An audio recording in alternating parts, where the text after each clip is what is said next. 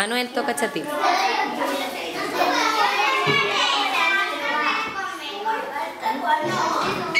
tú me estabas pegando una chaqueta antes, porque era para ver quién se quedaba con la chaqueta y que no se quedara, ganaba el juego y después se la daba el otro.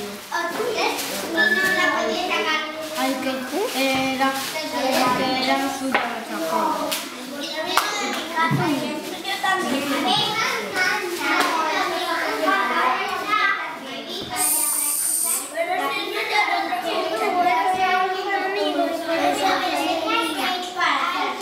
Carlos, mira qué te está diciendo.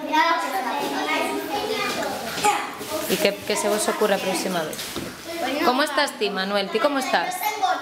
¿Cómo estás? ¿Estás bien? ¿Ti cómo estás, Carlos? ¿Estás bien?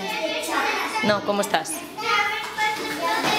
Un poco chof, un poco triste. ¿Y qué se vos ocurre que podéis hacer para estar mellor? ¿Ti que necesitas? ¿Ti necesitas un abrazo? Manu, ¿ti que necesitas? ¿Eh?